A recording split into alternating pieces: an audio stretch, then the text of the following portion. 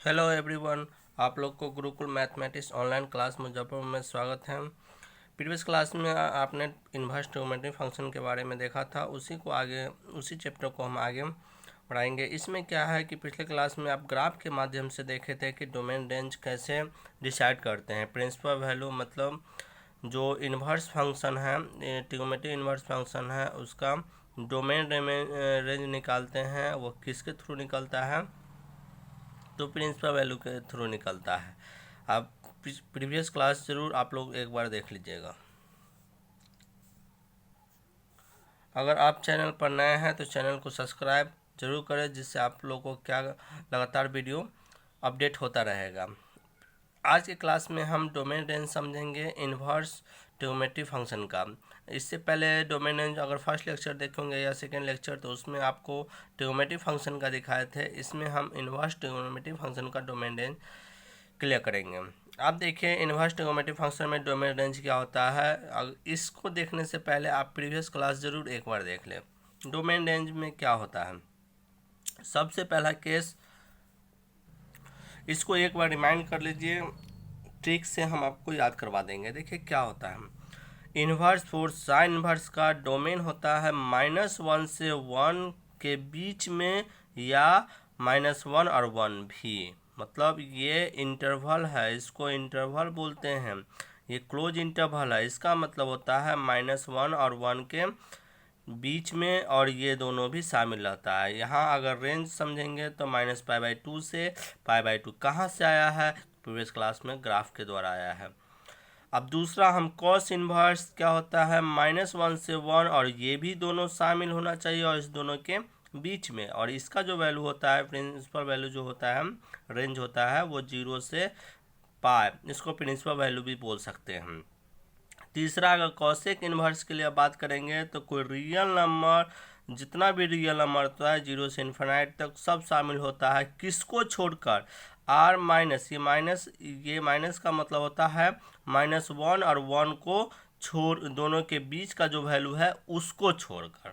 0 से कहाँ मतलब ऑल रियल नंबर होता है, किसको छोड़कर? -1 और 1 के ठीक बीच का जो वैल्यू रहता है उसको छोड़कर। अगर यहाँ पे बात करेंगे तो इसका मतलब होता है -π/2 से π/2, और किसको छोड़कर? 0 को छोड़कर। ये दोनों भी ओपन क्लोज इंटरवल, ओपन इसको कौन सा क्लोज इंटरवल बोलते हैं, ये दोनों भी शामिल। क्लोज इंटरवल के बारे में इंटरवल का क्लास जरूर एक बार देख लीजिएगा, क्लियर, उसमें साफ साफ डील कर चुके हैं हम। अब तीसरा केस है सेक इन्वर्स। सेक इन्वर्स का सेम, आर और रियल नंबर किसको छोड़कर? -1 को, -1 और 1 के बीच का वैल्यू को छोड़कर। मतलब इसका अगर बात करेंगे 0 to π/2, और किसको छोड़कर? π/2 को छोड़कर। क्लियर है? 0 और π/2, लेकिन किसको छोड़कर? π/2 को छोड़कर। क्लियर है? तीसरा, अगर बात करेंगे tan इनवर्स के लिए, रियल नंबर और -π/2 से π/2। अगर इसके लिए बात करेंगे कॉट इनवर्स के लिए, तो 0 to और रियल नंबर और 0 to पाई। क्लियर है? अब देखिए, इसको याद कैसे करना है। हम साइन का याद रखेंगे कि साइन का अपोजिट क्या होता है? कॉसेक होता है। अच्छा, साइन tan निकालते हैं तो क्या होता है? जैसे देखिए, एक तीन चीज देख रहे हैं, एक साइन देख रहे हैं, साइन का अपोजिट क्या होता है? कॉसेक होता है। और तीसरा देख रहे हैं, tan क्या होता है? tan होता है साइन अपन कॉस। मतलब एक चीज देख रहे हैं, साइन का अपोजिट कॉसेक, ये और tan में साइन कॉस, मतलब साइन ऊपर होता है। तो इसका मतलब ये हो गया कि साइन कॉसेक और tan एक जैसा होगा। हम देख लेते हैं कैसे एक जैसा होता है। हम रेंज के लिए पहले अभी डिसाइड करें, क्योंकि हमारा रेंज ही बार बार यूज होगा। रेंज के लिए हम देखिए, हम साइन के लिए देख रहे थे क्या है, -π/2 से π/2। अच्छा, फिर tan का ही बात किया है, तो tan क्या होगा? -π/2 से π/2। ये देखिएगा ओपन इंटरवल होता है। और तीसरा क्या होता है? कॉसेक। अभी हम बात किए हैं कॉसेक का, -π/2 से π/2 0। मतलब ये तीनों एक जैसा हो गया, -π/2 π/2, -π/2 π/2 और -π/2 π/2। क्लियर है? अब उसी तरीका से कॉस का होता है, तो कॉस का सेक, और कॉट में क्या होता है? कॉस ऊपर होता है। इसका मतलब है, देखिए 0 to पाई है, यहाँ भी क्या है? अगर सेक का बात करेंगे, ये एक मिसप्रिंट हो गया है, ये 0 to पाई होगा, लेकिन किसको छोड़कर, पाई/2 को छोड़कर। क्लियर, ये 0 to पाई होगा। ये एक बार डिसाइड कर लिया, ये 0 to कितना होगा, पाई होगा। क्लियर है।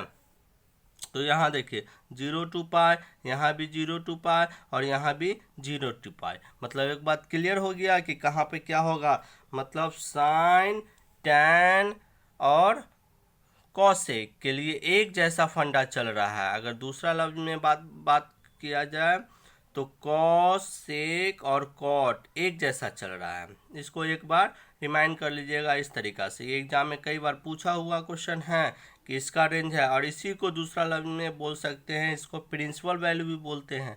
कैसा वैल्यू बोलते हैं, प्रिंसिपल वैल्यू भी बोलते हैं। क्लियर है। फिर से देख लीजिए, एक बार रिमाइंड कर लेते हैं। साइन इनवर्स, देखिए साइन का अपोजिट कॉसेक, और टैन में साइन ऊपर आता है, इसलिए -पाई/2, पाई/2, -पाई/2, पाई/2, और फिर यहाँ भी -पाई/2, पाई/2। यहाँ पे ध्यान रखना है कि ये क्लोज होता है, ये ओपन होता है, ये क्लोज होता है, लेकिन 0 को छोड़कर। तीसरा वैल्यू बात करते हैं कॉस, सेक और कॉट का। तो कॉस में क्या, 0 to पाई, ये क्लोज होता है, ये 0 to पाई किसको छोड़कर, -पाई/2 को छोड़कर, और यहाँ पे 0 to pi open interval. Tan और कॉट में ओपन इंटरवल होता है। अच्छा, एक बात पिछले क्लास में हम बताए थे कि अगर ओपन इंटरवल है, अगर ऐसा है, मान लीजिए ऐसा है, पाई/2 से पाई/2 है, इसका मतलब इसको अगर लिख सकते हैं तो क्या लिख सकते हैं, ये जो वैल्यू कौन डिनोट करता है, एक्स वैरी करता है, तो एक्स इसको लिख सकते हैं हम, ये चीज़ एक्स बिलोंग्स टू ऐसा। अच्छा, इसको हम थोड़ा सा इक्वलिटी में अगर देखते हैं तो इसको लिख सकते हैं -पाई/2 ऐसे, -पाई/2 ओपन क्लोज इंटरवल है ना, क्लोज में इक्वलिटी का साइन देते हैं ऐसा, दोनों तरफ ऐसा होगा। ये आप ओपन इंटरवल का अगर आप देखे होंगे तो एक बार रिमाइंड कर लीजिएगा। मतलब इसको याद करने में को देखिए, हम ग्राफ इसलिए पढ़े थे कि इसको हमें देखना था कि आखिरकार होता कहाँ से। हम डायरेक्ट लिख देते तो आप बोलते कि सर ये आया कहाँ से, इसलिए पहले हम ग्राफ बताएं, उसके बाद ये बताएं। मेन चीज़ ये है, इसी को प्रिंसिपल वैल्यू बोलते हैं, ये रेंज भी बोलते हैं और प्रिंसिपल वैल्यू होते हैं। इसी पर आपको ज़्यादा क्वेश्चन आता है एग्जाम में।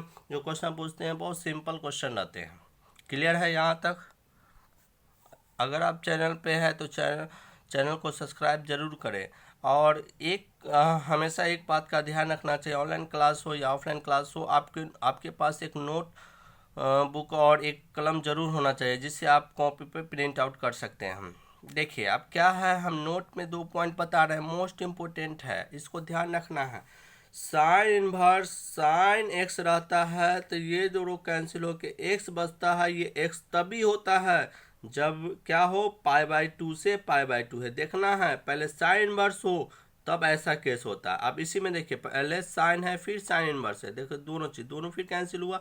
लेकिन अभी क्या है, साइन इनवर्स बाद में है, जैसे साइन इनवर्स बाद में है तो -1 से 1 एक्स तो होगा, लेकिन कहाँ से कहाँ, 1 से 1। देखिए बहुत लोग क्या करते हैं कि ये एक्स हमेशा ले लेते हैं, लेकिन एक्स कहाँ से कहाँ होना चाहिए। साइन के लिए क्या पढ़े हैं अभी, रेंज -पाई/2 से पाई/2। क्लियर है यहाँ तक।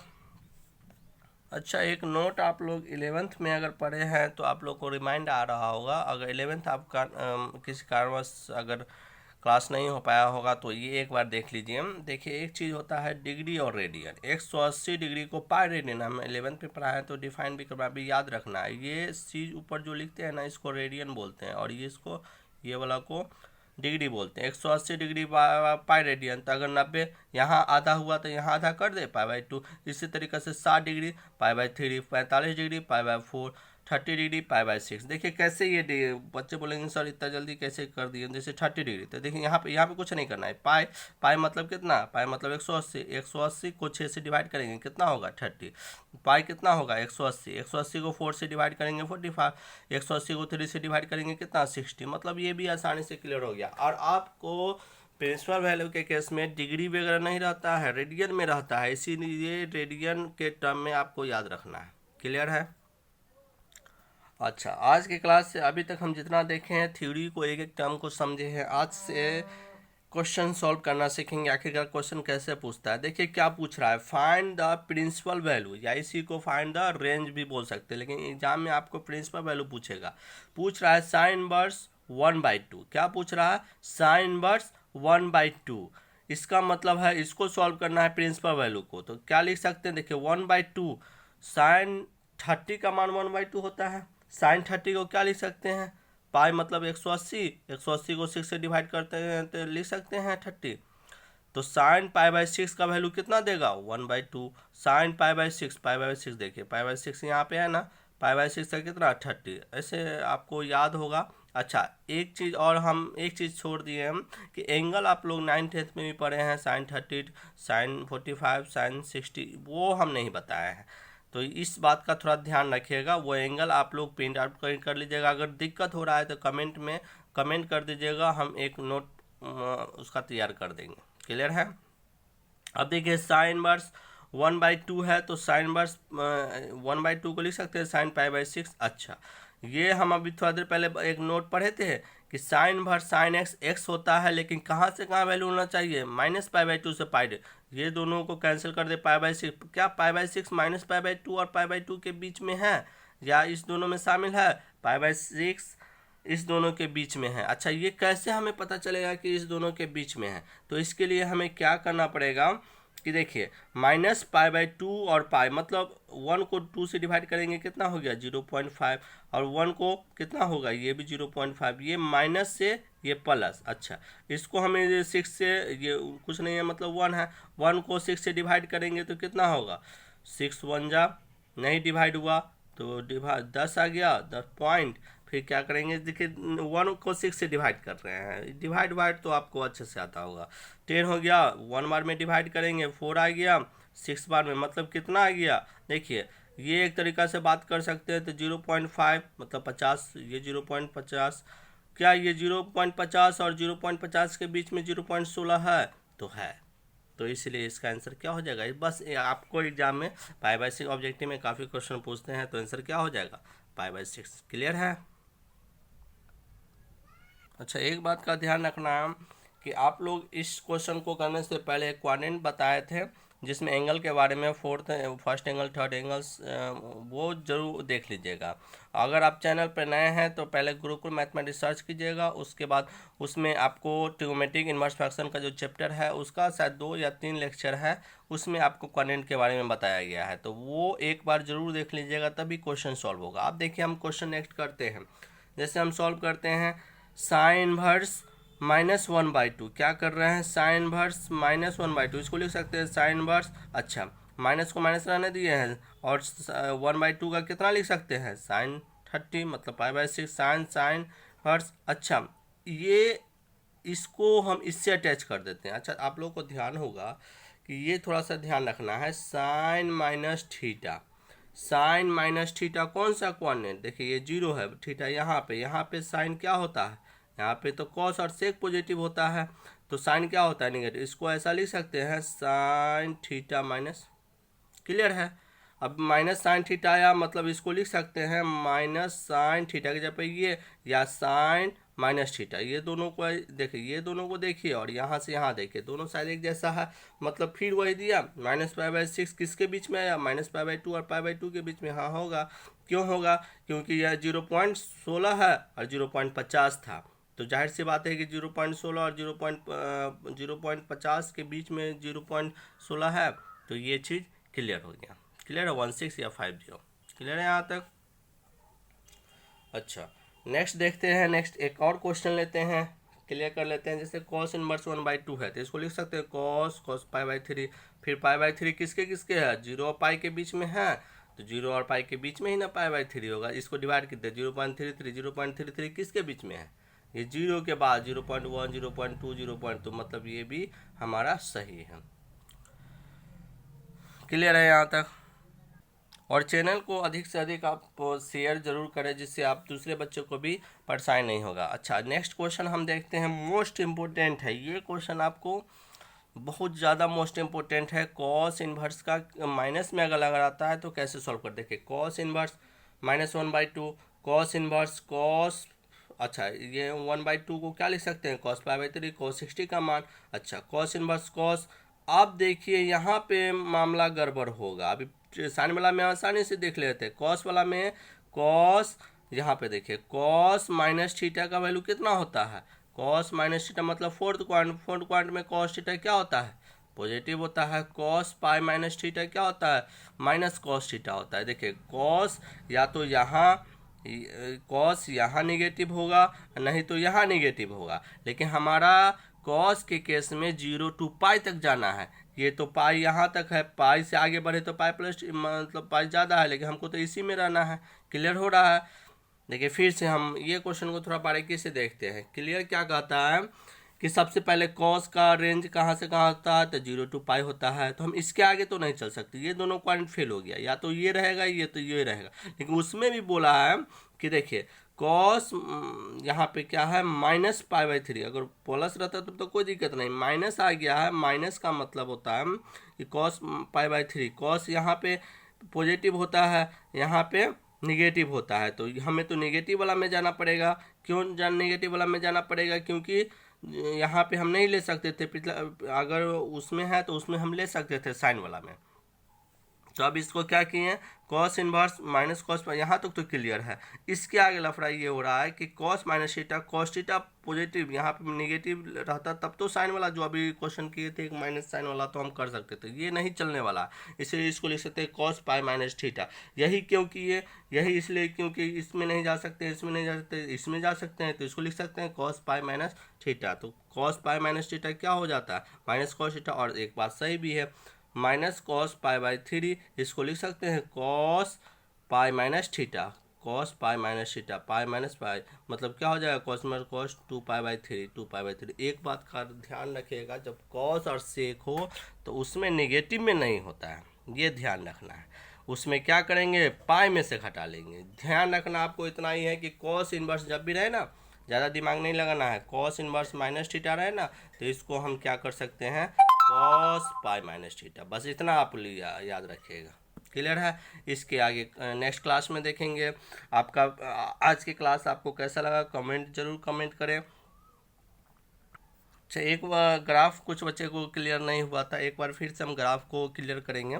लेकिन आप लोग क्या कीजिएगा, जब ग्राफ वगैरह पढ़ते हैं तो आप एक नोट कॉपी रख के अगर रिमाइंड कीजिएगा तो आपको क्लियर हो जाएगा। कुछ बच्चे को ग्राफ में प्रॉब्लम है तो कमेंट कर कीजिएगा, जो हम बाद में ग्राफ का एक लेक्चर फिर से ले लेंगे। और ये वीडियो बहुत ऐसे बच्चे हैं जो वीडियो नहीं देख पा रहे हैं या किसी कारणवश उस एक दूसरे बच्चे को भी शेयर कर देना है, जिससे क्या करें वो वीडियो आसानी से देख पाएँ। आज के क्लास में इतना ही। Bye bye, take care, thank you.